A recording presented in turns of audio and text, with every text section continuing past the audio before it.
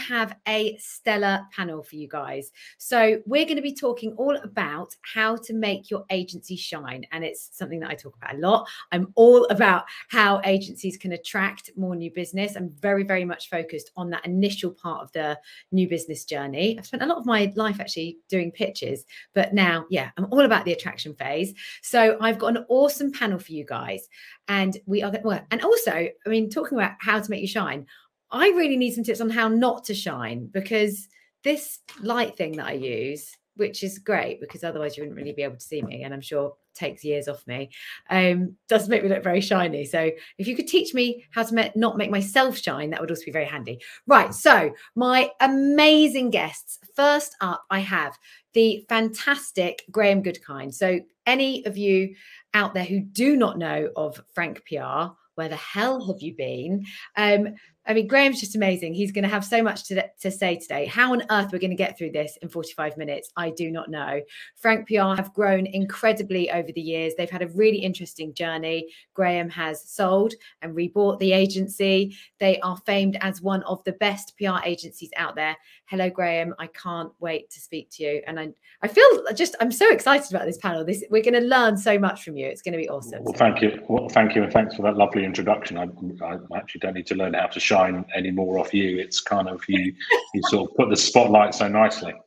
Yeah, I can teach you all to shine by a spotlight. That's all. Just talk about me more. Yeah, just carry on talking about me. Yeah. Sorry, guys, gone. Next up is the fantastic Angel. So Angel Gaskell and I connected quite recently. She is amazing. Her agency has grown in the last, is it 3 years and 3 months, Angel? I talked about this. It is. Yeah, 3 years, 3 months. I can't believe that. So yeah, Angel has grown her agency to just over 40 staff in 3 years. Majority of that growth happening through the pandemic. And she's got some really cool things to share with you guys in terms of how they've done that, the kind of things that they focused on from a marketing perspective. Yeah, and how she kind of has set the business up to be something that I just love. There's some really great things that Angel's doing. And last but definitely not least, because I know all you guys always want to hear the brand's opinion, we have the fantastic Petra. I'm going to hope I'm saying your name correctly here now.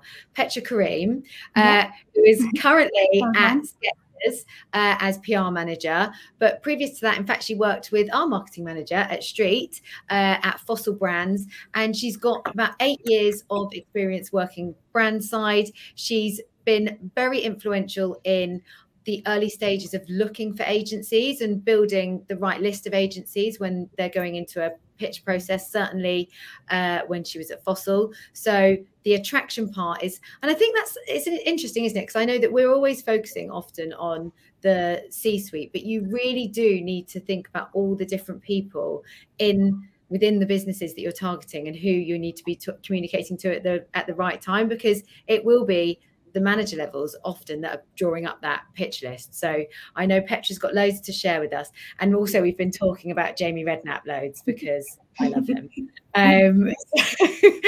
So that's what's been happening backstage. No all red Skittles here, just chat about Jamie Redknapp and Skechers. So I'm going to get straight into it. And first up, because I know he has so much to say, and I told him backstage that I'm picking on him because he's the oldest.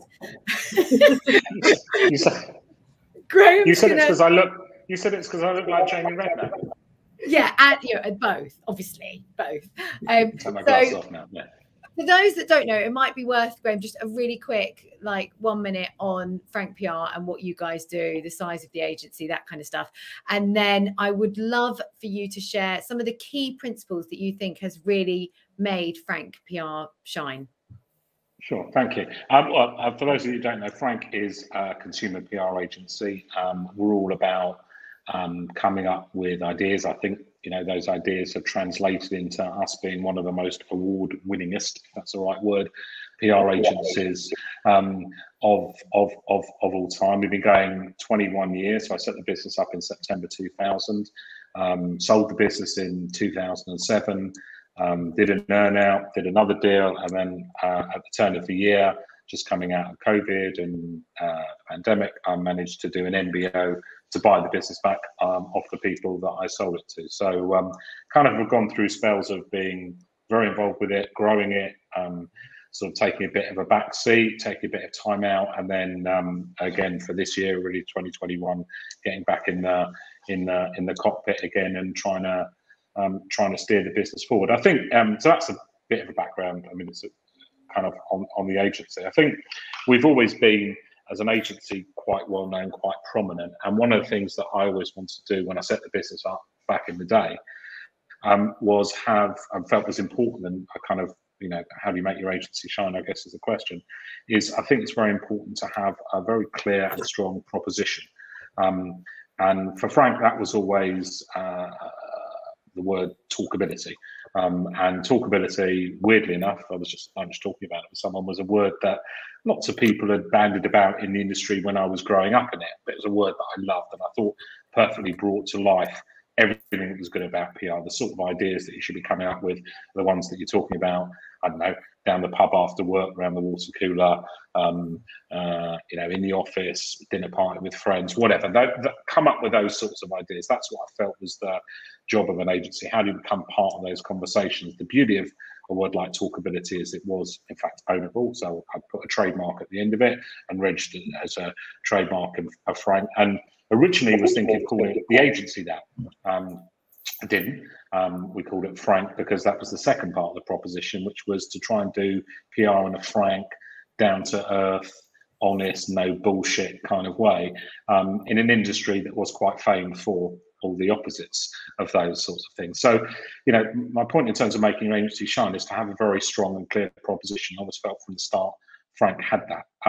And if you're going to make your agency shine, for me, the key point is to live and breathe whatever your proposition is. And obviously, loads of agencies can have loads of different propositions. So that's not one way of doing it. That was just our way of doing it. And that was something that was important to me, and I felt would be create an enjoyable place to work, because obviously having to come up with ideas to get everyone talking requires you to be creative and constantly on the hunt out for new ideas. So, you know, the culture of the agency is very ideas led. It's got to be a lot of fun.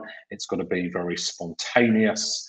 And you know, you're always thinking proactively, like you're looking at what's happening in the news today, what's trending on Twitter, what might be in newspapers, and you're trying to come up with ideas for that. So whatever we did to promote ourselves as an agency had to, you know, be fun, be spontaneous, and you know, live and breathe the brand. And I kind of stop there because I'm sure you're going to ask some examples of that, but I don't want to sort of like hog the stage. I want to share some examples if you're going to ask me later of some of the things that allowed us to live and breathe the brand, which, as I said, I think is important if you want to make your agency brand shine. Definitely. And I think that's, you know, one of the key things that I've been lucky enough to go into your offices back in the day and be very aware of, you know, Frank PR, but you do some really cool and different stuff. Like, didn't you create a meeting room as a beach once? That was part of it. Yeah. I mean, you know, sort of that was absolutely part of it to, you know, to live and breathe the brand. We've always had fun with our meeting spaces and to have, or boardrooms, to have something a bit more talkable about them. So the first office wasn't a beach. That was kind of office number 2. First office was actually an ambulance. So I managed to buy an old ambulance. We had an office with a shop front. So it was ground floor level in Camden when we first moved there. Managed to take out the shop front, actually it was an old sort of camper van that, you know, I remember buying sort of up the road in Islington somewhere, and the guy sold it to me. He goes, "Oh, it's got an engine. This will get you to the south of France and back." I said, "Mate, I just want it to get me about 1.5 miles down the road and from the Caledonian Road to Camden, because I want to take the engine out and do everything, and I want to use that as a meeting room." It was in fact an old ambulance. We stripped it all out completely bare, and that, you know, you came into the office and there was an ambulance in there, and you went, "What? How did that get in there?" And then you stepped up and had meetings in the ambulance. So it was a great talking point and lived and breathed, I guess, talkability. Our next office, like you said, you came into the beach, which was an interesting concept, kind of not brilliantly thought through, because the first day that we moved in, it was great, lots of fresh, lovely sand. But the problem with sand in an office is it gets a bit manky after, well, not long actually.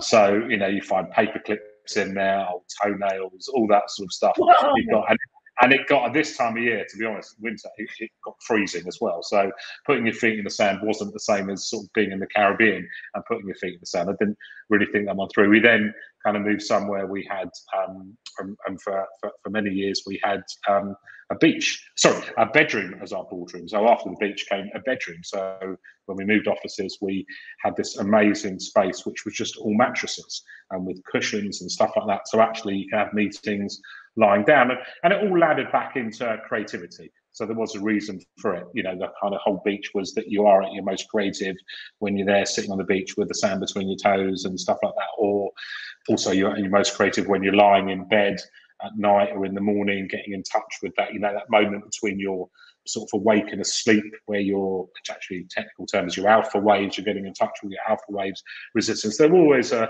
bit of a rationale apart from it being a bit of fun. We then had waltzers, you know, the fairground attraction waltzers. So we had, you know, a kind of fairground theme to it. So yeah, lots of different ideas with the boardroom that, again, like, you know, if you weren't an agency that didn't talk about talkability, you might think, well, why are you doing it for the sake of it? There was a real reason why we were doing it, because, you know, it provoked a reaction. Also, as a business development tool, it made you a lot more relevant when clients came around and they did, you know, they saw 6, 7 agencies like they do on the sort of chemistry stage trying to suss each agency out. I guarantee you they remembered that agency when they had to take their shoes and socks off and dip their toes in the beach. They've probably still got sand in their toes when they're trying to decide which agencies they're going to take forward to the next stage. Not the one that puts sand on my toes. No, definitely the one that puts sand. Didn't work so well if you wore tights, by the way. Tights was true, that again, not thought through brilliantly as well, but we did adapt it slightly. I love it. And I think, you know, what you guys have done, one, you're a PR agency, you've actually practiced what you preach, you've led everything back to your proposition, and you've given yourself, you know, that real standout, and you have made yourselves shine. You know, that's it. That is, you know, like you say, there's lots of approaches to this and we're going to explore lots of them, but that is, you know, I think for a PR agency, if you're in PR, to be able to, you know, push out tactics that actually shows what you do, that's great. And you know, for me, we're a kind of content-led marketing agency for marketing agencies, you know, so we also practice what we preach. And this is a really nice natural segue over to you, Angel, because that's how you and I kind of connected and met. And of course, HDY is a content agency. So can you talk about how you have used your marketing and your approach to content to really make your agency shine and obviously attract all that amazing new business that you've done to help your growth? Yeah, no, excellent. You know, I'm really chuffed to be here because I think my background in the agency world has always been business development, and it's so great to see a collection of people brought together today just to talk about actually one of the most vital lifebloods to agencies. So in terms of, I think what we have managed to do is really what Graham was saying, is live and breathe what we do. We're a content agency, therefore we have to be producing the best content, not just for our clients, but for ourselves as well, in a dynamic, interesting and engaging way that works in those channels. And I think that that's a critical point. I think you were talking earlier, Katie, about really understanding your client's audience and what the kind of profile of the people you're trying to speak to. And we do exactly the same with ourselves, the same way as we'd run marketing campaigns for our clients. And it's like agencies miss a trick of using the skill that they have in-house, which is marketing, to actually do the job for themselves. So I definitely think there's just like a practice what you preach. The other side of it is that I think for a lot of agencies, they've spent a long time making sure that what they put out there has to be so polished and such their best work and so considered that it actually causes them to stop doing the right thing, because there's so many layers of maybe sign off or just getting things out there. And I think that one of the things that we originally talked about, Kate, is the fact if it's worth doing for yourself, get it out there quickly and create an ability within your business to publish your content on the channels that are relevant for prospective clients and existing clients, and just don't be afraid of being the real version of yourself and the business that you run. Yeah, so true. And I loved another thing that we spoke about, Angel, was you were talking about how when you're meeting people on your way up or on your way down, and I guess this is about yourself as well, is being nice to everyone and being helpful to everyone. It does come back because people remember that. I think at any step, whatever stage you're at in your career or within your agency's growth life cycle, just being kind and helpful and being a bit extra sometimes just really helps. I really thought that was such an important, it's not just about making your agency shine, it's making yourself shine as a hopefully nice, giving, helpful person. Yeah, I mean, obviously we've only been going for a short space of time. I'm sure Graham might be able to echo this from kind of the early days of Frank, is that when you eventually go out on your own, you never know what your own network's going to give you back. You know that you've kind of started with a couple of hints of who could be clients, but you never really realise who's going to come and say, oh, we'd love to work with you. I've been so surprised at how much my little black book, if you like, has given back. And it's because I go out my way to help people, and I always have done. I think that the inherent thing that's made a difference for us is that we've got business development and those characteristics of a business developer at the very heart of what we do. So having that kind of real energy, that you're driven, you're tenacious, you're naturally curious, and you have entrepreneurial spirit. And actually that's part of our DNA. And it's not the business development people at this kind of little office at the side of the agency bashing away at phones or looking through kind of copies of campaign to see who's going out to pitch or mining LinkedIn. It's so much more than that. It's about spotting the right opportunities. And when you decide, for me, if we decide that we're going to pitch for work or approach a client, after going through that decision, collectively as a management team, we go, are we all in it? Are we all in it? Are we going to do this? There's no point in pitching half-heartedly. So whenever we do it, we kind of just have this internal kind of mantra of, if we're going to do it, we're going to play to win. Like, we're going to win it. And we've got a really high win rate because everybody in that pitch scenario goes, we're in it. We want this client because we know that we can really help them add value to their business. So I think it's massive about mindset for us, definitely.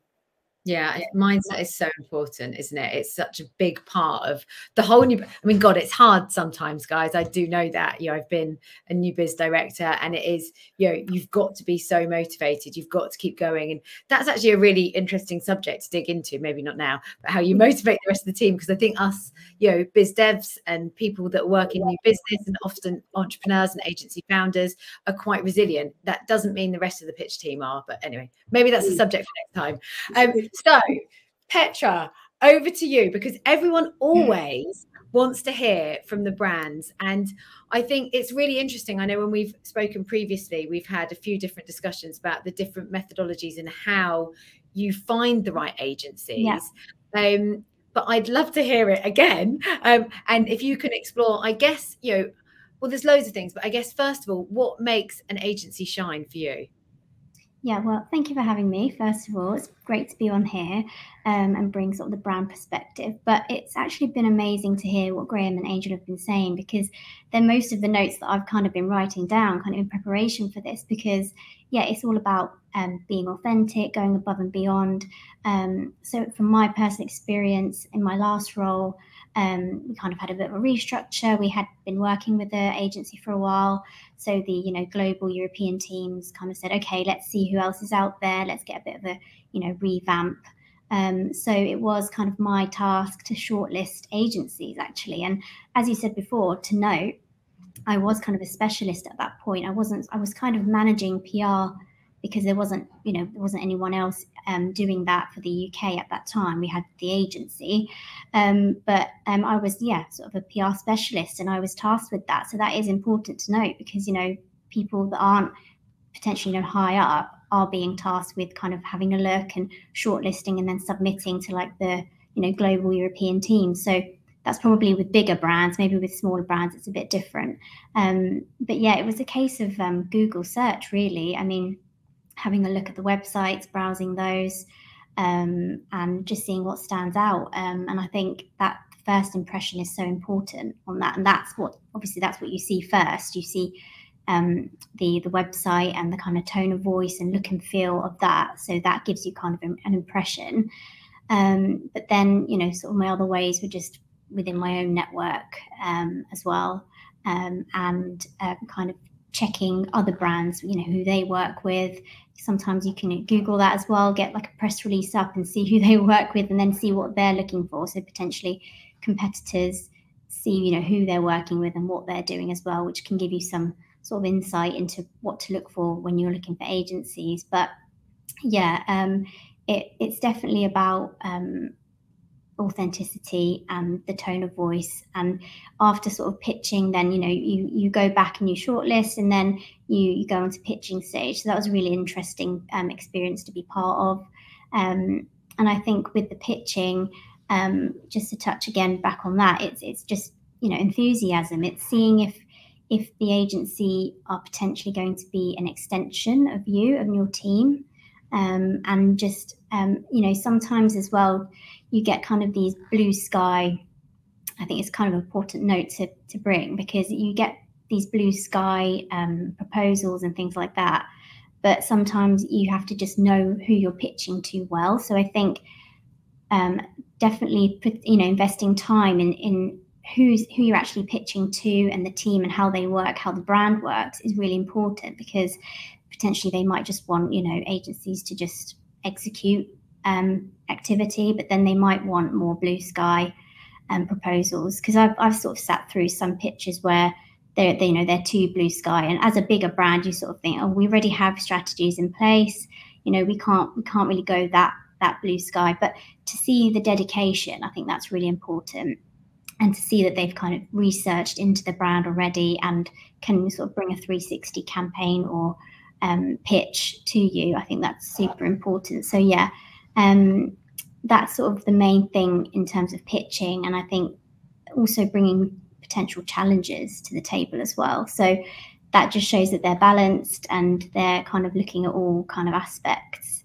But yeah, it was an interesting process to be part of, and I think actually having an agency that kind of is well connected with people in your industry as well, that's probably what makes them shine the most, because you know then that, you know, it's all about relationship building. And I'm kind of talking from a PR perspective more than anything, I guess. So, you know, PR is very informative, but it's also quite an emotive type of marketing. So I think if you feel the same way about the agency that you're working with, then that's when it works really well. That's when the magic happens, because they're almost, you know, they're an extension of you, and you have to feel that they're understanding you and the brand and what the brand needs, basically. So true, Petra, that honestly, you've given us so many ideas in there. I keep feeling that there's going to be some kind of like live pitch in a minute as well from Frank to Skechers. It's going to happen. maybe we record that separately and share it after. That's been in the private chat. You haven't seen that,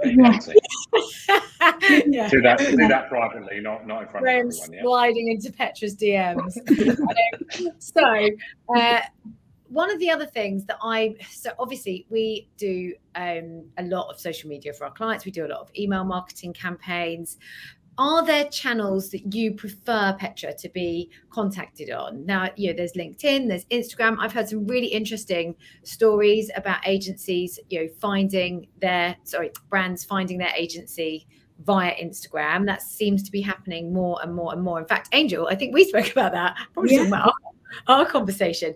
Yeah. Where are there particular channels, Petra, that that are more on your radar when you're looking for an agency partner? I think it depends on the person, I guess, and what their preference is. But me personally, I think probably I like to keep things quite professional. I think definitely on my like, you know, any personal accounts, I probably get a bit, you know, defensive or something. But obviously, yeah, LinkedIn. I think you've got to be quite a good LinkedIn person to kind of access, because you get, I mean, I get so many messages on LinkedIn, so many, and I need to be on top of it a bit better. But I personally think via email, I think, you know, potentially just a kind of casual email linking your site and just explaining a bit about the agency. That's how I would, I mean, I want emails, you know, all the time. So that's how I would probably like to be contacted. To be honest, Instagram or social media, potentially to the brand account, would be quite interesting. I've not sort of had that before, though. I've not had anyone reach out to me on there, but that would be quite good, just so you can kind of link your page as well. And it's quite cool, a cool way of kind of contacting someone, I guess. So on the actual brand accounts. And yeah, then you can see from the get-go, you know, images and things like that. That's quite good on Instagram. But yeah, for me, I think mainly email, or just, you know, even pick up the phone and call. I'm definitely someone who speaks on the phone quite a lot. So that, I think, is helpful to gauge if you can connect with someone or not. So yeah, I think they're the main ones, really. Yeah, it's about using the right channel at the right point in the conversation, isn't it? Yeah, I will always say, you know, use LinkedIn more than an inboxing, because you guys get 20, 30, 40, 50 approaches a day sometimes. So use LinkedIn more as a publishing platform, and then you actually starting conversations via email and or picking up the phone at the right points is much better. I really love your idea about Instagram, because most of the people, you know, depending on what your agency does, often the Instagram account is run by the marketing, PR, or a social team, which may be your target. So why are we not inboxing and, you know, engaging more? Because although that might be someone, you know, maybe slightly lower down, that might not necessarily be the person that makes the buying decision, it's still someone that potentially is part of that buying decision, that might be able to have some weight in persuading getting you in. So when you're looking at kind of omni-channel marketing to your potential prospects, I love that idea.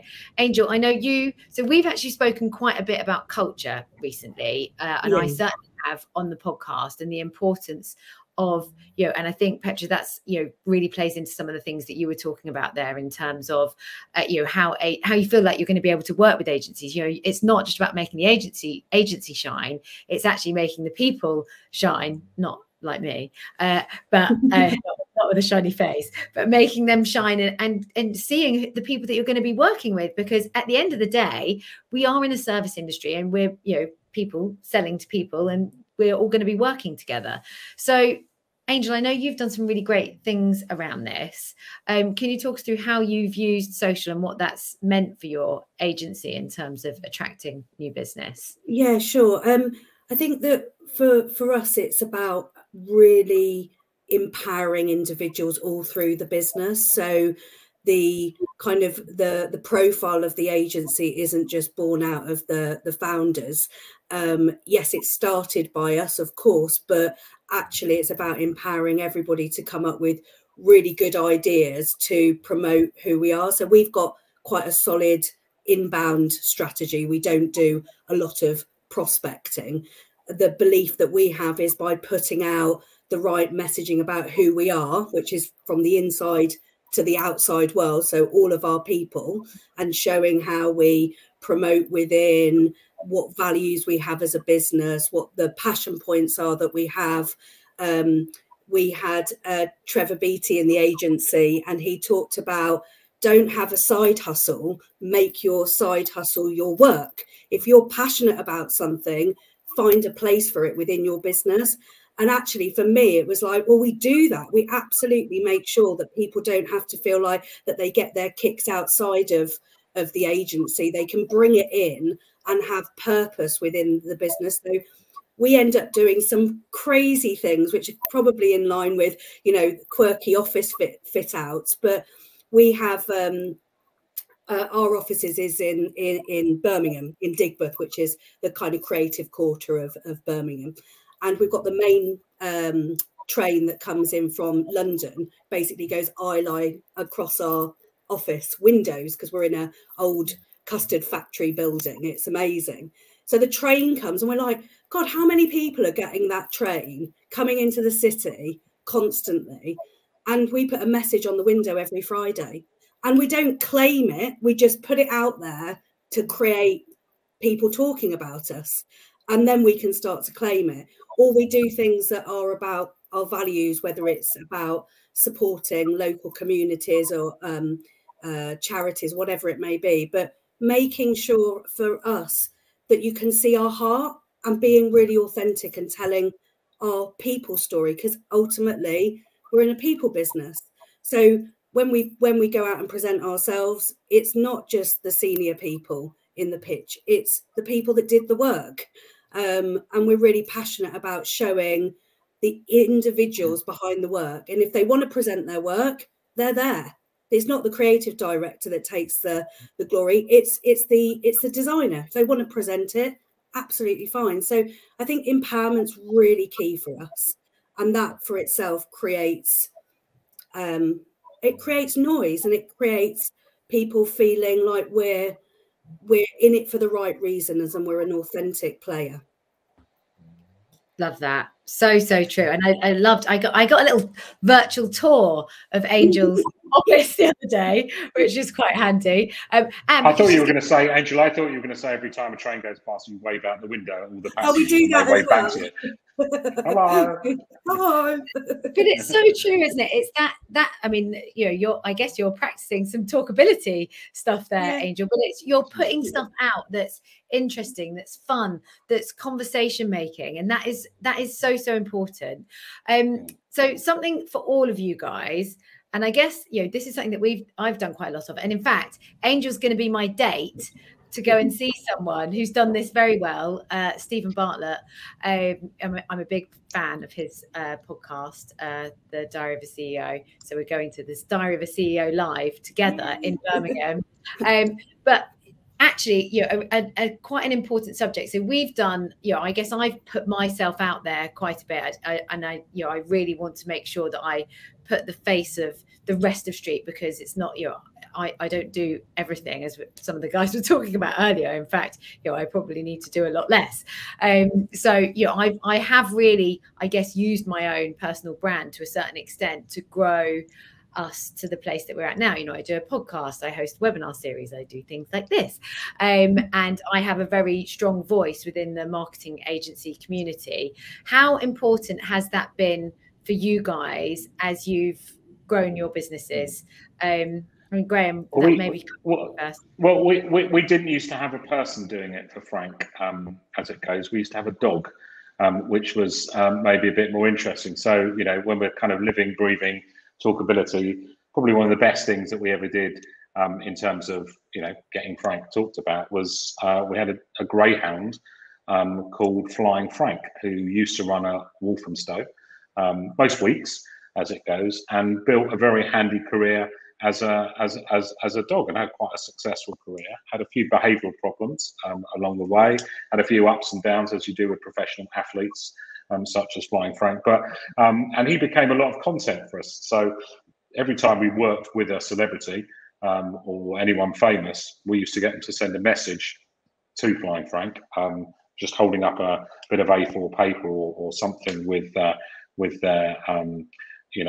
their message. It was always a pun on their name or something like that. So we had Jamie Redknapp's good mate, talking about Jamie Redknapp, Frank Lampard at the time when he used to play for Chelsea. I think we kind of had to, from one Flying Frank to another. Lots of love. Frank Lampard might have been his. So we had lots of different, professional sportsmen, lots of anyone we did work with sent message. And he became a dog. He was the only dog with a blog. So he used to talk about his experiences as a professional racing dog and all the people he met on this blog we used to run in. And he used to do it himself. I mean, fair to him. I mean, he kind of, obviously he couldn't do it with his paws. He used to dictate, but, kind of we listened to what he said and post that. Obviously had his own social media and stuff like that. So that became a massive talking point. But again, it was in our style. Obviously, we do some other stuff where we have had humans speaking. And, for me, that's the table stakes in promoting your agency, is doing the byline articles, I guess doing things like this, writing some serious thought-provoking pieces. But, again, depending on the culture of your agency, which is us, is all about fun, talkability, we kind of do more fun stuff. We did something, for example, just the other week, we announced our Flexi Frank which is our new way of working, in post-pandemic, talking about how flexible working is operating for our staff and how that goes, and a whole package of benefits and perks that go with that. So obviously, in addition to all the flexible working, which is explained to staff here, we have unlimited holiday, lots of new things on mental health and resilience training, the flexible working policy. But the one thing that was a little twist, perhaps, and perhaps you might say very frank, which has been the most popular bit of the whole lot, is we've offered a free tattoo to every employee after a qualifying period. So after a year's service, they get a tattoo of their choice. We've done a partnership with a tattoo parlor in Soho, famous for doing lots of rock and roll styles. That's again been very popular. A bit of ink, it's kind of quite creative. It's, kind of very popular, gone well with stuff. So again, that got quite a lot of talkability and stuff itself. There was a picture of me that appeared with a Frank actually logo on my left arm, so again, that got people talking. Everyone still asks me, is it real or not? I'm not going to tell you now. You have to that'll be for another time. But, at one point in time, I think a few years ago, when Bitcoin was getting big, I announced that we're the first agency that was going to accept Bitcoin for payment for agency fees. On a more serious level, we were the first PR agency to pioneer the apprenticeship scheme in public relations as well. So, if you're going to it's kind of what you talk about. You need to front it a bit yourself, or I think it's sort of a bit more exciting to get behind initiatives where you can talk about it. You've obviously got to believe in them. You've got to be, passionate about why you're doing them, and they've got to live and breathe your brand. Obviously, if we did something kind of really serious and really boring, then that might not be right for us. Might be right for another agency. But we're always trying to push the boat out, as we will be, as we'd like to do for our clients too. Yeah, I think you've got to pick the right things that represent you as an agency, like you say. Some that are very professional may not that you can't be professional and fun. I think personally, I kind of think you can be, but you've got to think about the right things that represent you. And I've had experiences with different but similar. So I used to work for an agency, and we kind of branded ourselves the most innovative digital agency. So we had an innovation lab, and that enabled us to do some really cool, really clever things. We once created or hacked together, this is quite a few years ago, different bits of technology that enabled you to pour a beer with your mind. We got invited to do TED Talks on it. We took it on a tour around the country. We had we did lots of video footage on it. We used to have, when anyone walked into the office, a Lionel Richie, and this is when voice technology was really new, and we'd have Lionel Richie, they'd say hello, and it would pick up hello and then sing, is it me you're looking for? So just fun things that were innovative, that were using technology, and it represented us, but it was also really memorable, and it did help. Yeah, but you've got to have fun. Angel said it. We're in a people business. People buy people. Even if I'm working with boring professional services firms like lawyers or accountants, I'd still rather go with one that's fun. If I've got to spend several hours of my life with other people, I'd rather be entertained, engaged, find someone interesting, be challenged, all those sorts of things, than have a boring relationship. And the other important thing was when a lot of people say to me, well, what makes a frank person? What's a typical frank person? And it does happen at other agencies. They drill into you how to give presentations, how to behave at meetings and stuff like that. People ask me, what makes a frank person? I say, you know what? It's someone that is absolutely 100% authentic in themselves, and it's the same when they come in the office as they are down the pub with their mates or on a kind of wild night out on a weekend or whatever. I want people to be themselves, be fun, let themselves go. I love them to express themselves, express their characters, and that's what makes Frank an agency. Is a collection of people that are all 100% themselves, rather than being drilled in one specific way of doing it. Because that's fun, that's why we do it. Do a job you love, and you'll never have to work a day in your life. It's such a good adage to live by, and I think that's what makes people want to work with you as well, because they want to, they want to have some fun in their jobs as well. Totally with you. I think it's echoing some of the stuff that you said there, Angel, as well. So I want to map back a little bit into culture, which we've spoken about a little bit, and I know we've only got sort of 7 minutes left. And what's going on? You're very shy today. I've not had any questions. An amazing panel. Where are you all? Give us your questions. But culture, I think, from my point of view, is something, I think it's always been something within the agency world that we've spoken about, but we maybe haven't realized the importance that it actually plays.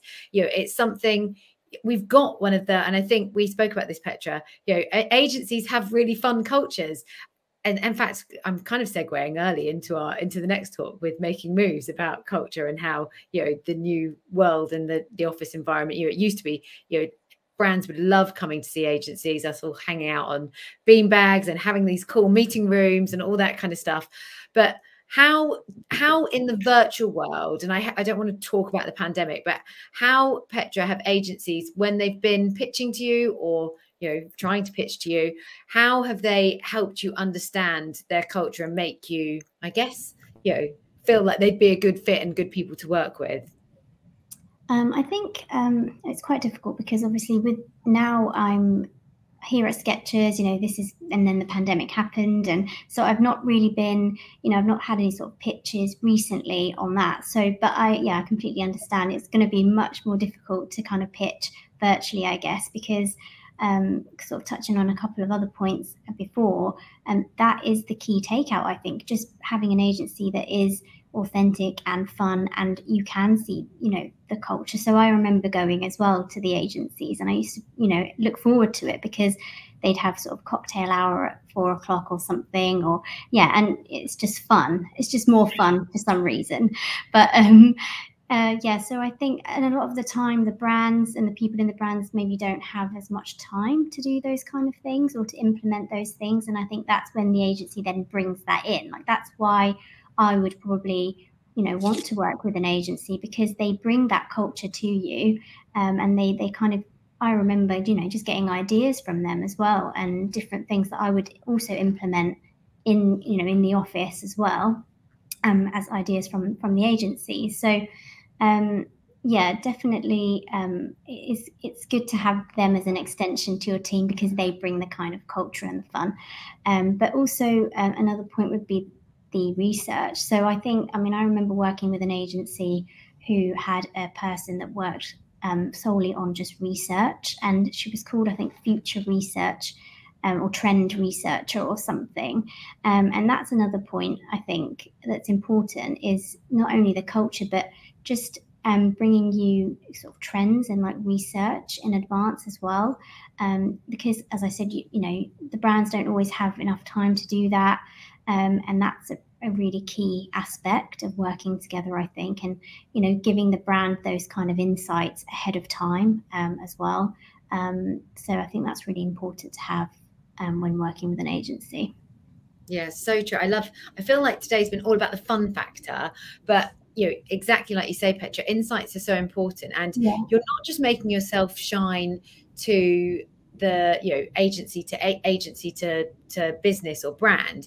Actually, you're making yourself shine person to person. And if you think about what's going to make your, you know, conduit, your main stakeholder in the pitch process shine within their business and help them look good, then that really helps you win. And that often is your insights, trends, being future focused, helping them before they even know they realize or they need the help, you know, spotting problems and helping them overcome them before that problem's even become a reality for them. So I think that's a really interesting approach as well. So I now have had some questions in, and they all come, yeah, I've only got 3 minutes late. Cheers, guys. How can you make sure your agency shines throughout a pitch process? Who wants to take that one?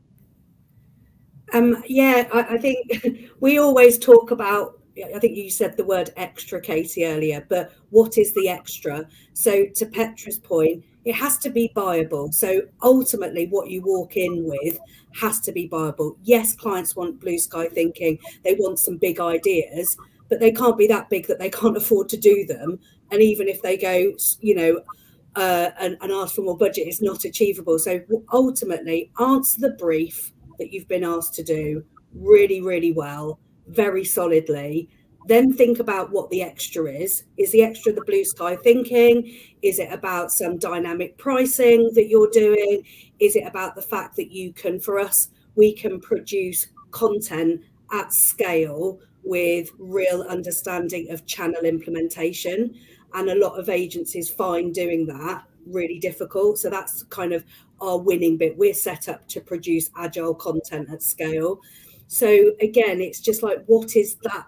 What's your extra? What's your superhero bit that you bring to that pitch? But also making sure that you really know the people that you're pitching to, you know, really, really know your audience personally, inside out, the brand. Do not ever walk into a room thinking that you can just wing it. No way. Like, really, really know your craft and just enjoy it. Pitching is about enjoying it. If you enjoy it and you're passionate, your audience will just absolutely light up. There's always the knuckle though, and I always talk about this. The person in the pitch that's constantly kind of playing with their glasses or have their arms folded. Your job is to get them to put their arms down and sit up and be engaged. And if you can do that, you've come away with a really good result. Just to add to that really quickly, just a couple of key bits that I would probably look for as well is just to add is enthusiasm, actually meeting the team that you're going to be working with day to day as well, because I think a lot of the time you get the senior people that kind of pitch and talk the talk and then you never see them again sort of after. So I think building that relationship from the beginning with the actual people that you're going to work with.